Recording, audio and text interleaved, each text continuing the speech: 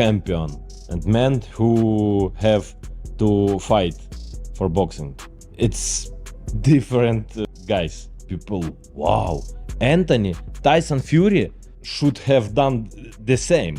Yes, but I don't know why Tyson Fury watch this show. Anthony go to ring, do good work. Good job. Yeah.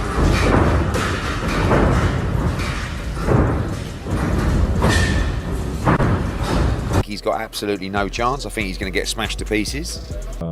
Last fight, it's great. Because Anthony is Olympic champion, Francis Ngannou, it's second fight for boxing. Listen. Genuinely sorry. Like I want to apologize in advance because I know the emotional turmoil you're gonna go through. You're gonna go into hiding. That's who you are. You love to go and hide, and so that's what's gonna happen. I think it doesn't harm AJ. I don't think it does harm. Why? Because I just think he goes in, if it's a real fight, he'd go and blow him away in a round. That's the end. What if he doesn't do him in a round? Was Anthony Joshua. You know, he's multiple-time champion, Olympic gold medalist. You know what I mean? The last time somebody stepped in the ring with him that didn't have that much boxing experience was Ngannou, and you've seen what happened. I agree with Ben. I mean, that's the biggest issue with the fights. You know, let's be fair. Jake Paul is an area level fighter, British area level fighter. That's where he's at as a cruiserweight. He's stepping in against a very big heavyweight who's a massive puncher. Just go back to the second fight with Oleksandr Usyk. Look how great Oleksandr Usyk has become.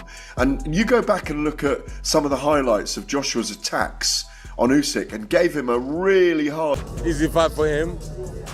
And I think this should be laid to rest because I don't think AJ's gonna go in and try and pat. AJ's gonna like... Joshua's 6'6". Okay. My brother's 6 foot. This is a guy who is already perfect. Like if you could sculpt like a perfect gladiator human being, it's Anthony Joshua. Usyk speak, and there's no softness in his tone. He doesn't circle around the point, doesn't sugarcoat a single thing. He makes it painfully obvious that Joshua operates in a completely different universe, a level Jake Paul hasn't come close to touching. And the way Usyk says it, you don't feel like he's criticizing, you feel like he's stating a fact everyone already knows, but refuses to admit. Jake Paul and world-level heavyweights is starting to show. The sparring footage paints a picture you can't ignore. You see Paul take a clean shot and lose balance, and suddenly the rumors of him getting knocked out in training don't feel exaggerated anymore. When you look at Anthony Joshua preparing for December, you see someone operating on a completely different tier. You're reminded that this is a man with Olympic pedigree, championship experience, and a level of discipline Paul has never encountered. You sense how misleading confidence can be. Paul talks like he's ready for the storm, but every frame of his sparring contradicts that energy. You watch him react late to feints, get pushed back, and struggle to reset. Against someone like Joshua, those weaknesses aren't just mistakes, they're dangers. You see a fighter depending on belief, stepping towards someone who relies on skill, structure, and years of elite training. You feel the growing pressure as analysts describe the matchup. They're pointing out exactly what you're seeing. Joshua sits in a different universe when it comes to power, experience, and timing. When Paul gets hit clean in sparring, every shot seems to echo the reality that he's not used to real heavyweight pressure. Joshua thrives there. You can almost sense Paul's composure slipping under even basic forward movement. You consider the weight of expectations. Some people frame this as a spectacle, but when you study the footage, you see a mismatch disguised as entertainment. Paul's reactions seem delayed, and his defense isn't built for someone who delivers punches with heavyweight accuracy. You imagine how quickly Joshua closes distance, how he sets traps, how he fires combinations with layers most fighters never reach. You look at Paul's attempts to keep form and realize the stress he's under. Even in controlled sparring, he looks uneasy. When he steps back, his guard leaks openings. When he presses forward, he loses balance. Against Joshua, every one of those mistakes will invite punishment. You can almost feel the force of those counters, knowing they've ended nights for bigger, more seasoned fighters. You watch Joshua's highlights and remember the power he displayed against top names. You think about how he handled opponents who trained their entire lives for moments like these. Now, you imagine Paul standing in front of him, someone whose journey began in white-collar gyms, not amateur circuits, not national tournaments, not Olympic qualifiers. You see the contrast, and it becomes impossible to pretend this is an even contest. You picture the opening bell. He said, so, you know what, I need to get my fighter a couple of easy ones just to get his confidence back, so he can bring him back to the fore, bring him back to everybody's imagination. Everybody sees him knocking somebody out, looking good doing it. So this guy's made for Anthony Joshua. It'll be another Ngannou early night for Joshua, where he gets. We can all joke, but nobody wants any permanent damage to happen to Jake Paul. But if Anthony Joshua hits Jake Paul with the right hand he hit Francis Ngannou with, he could brown bread. The Joshua thing is crazy. Is that a real conversation? Jake's a fucking lunatic, and it's probably real. I saw Joshua knock out Francis Ngannou, and the guy was like out cold for 5 minutes. And this is a guy who had never been knocked down, let alone knocked out. If he steps in the ring with him, and actually a bell rings and there are punches thrown, every bit of Jake Paul is not a real boxer conversation is gone. Paul is going to win this fight by knockout. You would think I'm absolutely crazy, right? But the thing is, it can happen. 10-ounce gloves, heavyweight, Jake Paul can punch hard. But do I think that's going to happen? Absolutely not, mate. Anthony Joshua is an absolute beast, an unbelievable, highly skilled, highly trained, highly experienced professional boxer with power in both hands, and he's really good at help Jake Paul. That's all I can say. We saw that what Anthony Joshua had done to Francis Ngannou. He went out there and iced him in a couple of rounds. A guy coming from a different discipline. Well, this kid's coming from another level. You know, white collar boxing in 2018, gone through the mill, and the only boxer really that he's actually boxed, a legitimate boxer, he got beat by, and that was in Tommy Fury. Joshua stands calm and composed, the way fighters with thousands of rounds behind them always do. Paul tries to settle his breathing, but you see that slight stiffness in his shoulders, the tension of someone trying to convince himself he belongs.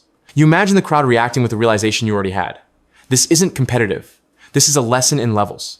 You watch Joshua take control immediately, dictating range, dictating pace, dictating everything.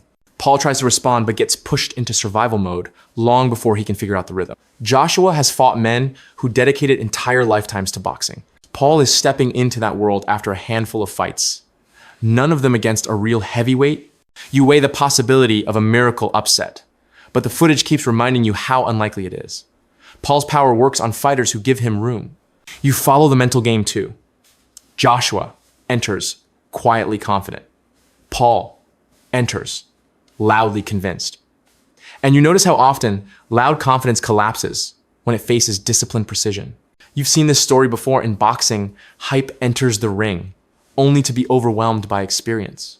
You watch the final breakdown and the stakes become clear. If Joshua wins, he does what every trained eye expects. If Paul somehow survives longer than a couple of rounds, it will still feel like Joshua allowed it.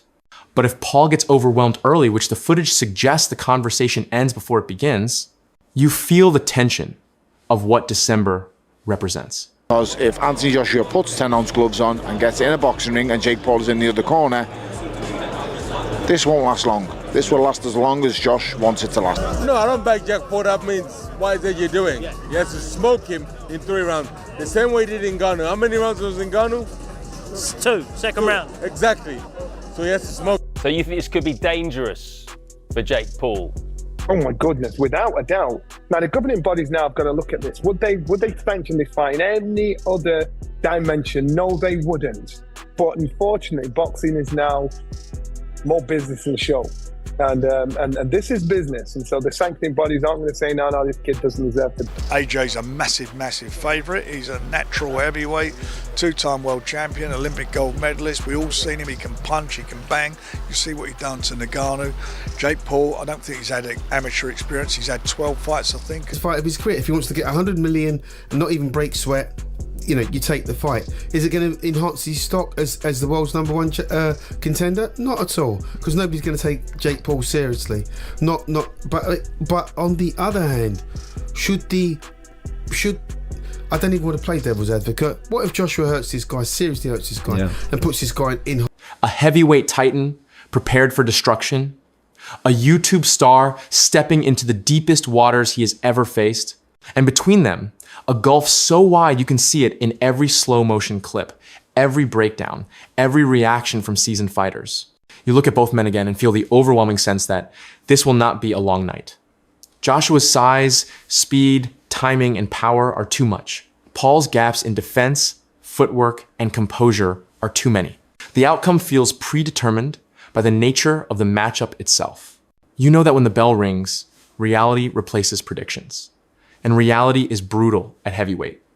Paul is stepping into a world he doesn't fully understand. Joshua is stepping into a familiar arena where he excels. You watch the footage again and everything points to a dominant showcase. You sense that fans expecting drama may end up watching a demonstration instead. One where Joshua controls every moment, punishes every mistake, and shows why there is no shortcut to heavyweight greatness. You're left with one final question in a matchup this one-sided. Who do you back?